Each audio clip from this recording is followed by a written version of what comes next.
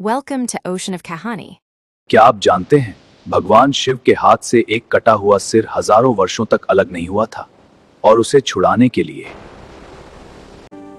उन्हें भटकना पड़ा पूरे ब्रह्मांड में, लेकिन मुक्ति मिली सिर्फ एक जगह। वो स्थान था काशी, जहां मृत्यु भी मोक्ष बन जाती है।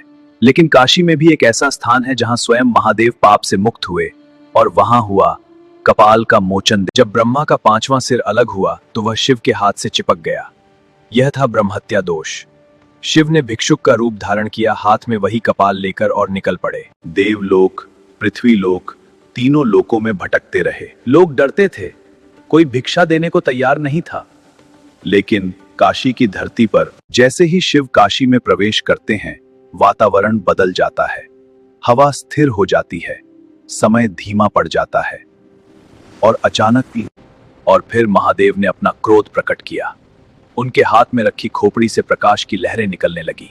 जैसे ही वे मंदिर की ओर बढ़े, सारी सृष्टि थर्रा उठी। वह कपाल भूमि पर गिर जाता है, ब्रह्महत्या दोष समाप्त हो जाता है, और उसी स्थान को कहा गया कपाल मोचन तीर्थ।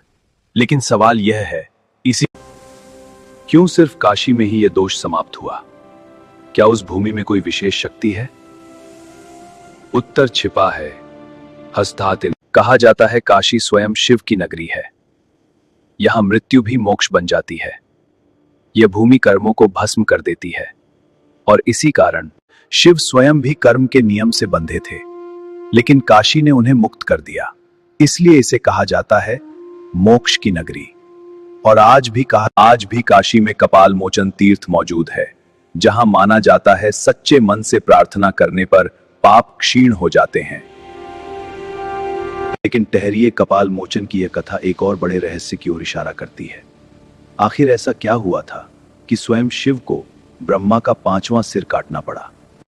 क्या केवल अहंकार कारण था, या उसके पीछे छिपा है और भी गहरा ब्रह्मांडीय सत्य? एक ऐसा सत्य जिसने देवताओं को भी हिला दिया। शिव ने ब्रह्मा का 5वां सिर क्यों काटा? पूरा सच्चाई में सिर्फ कहानी नहीं, एक ऐसा रहस्य जो दुकौसी दगरे ने। मिलते हैं अगले अध्याय में। Please like, share, subscribe.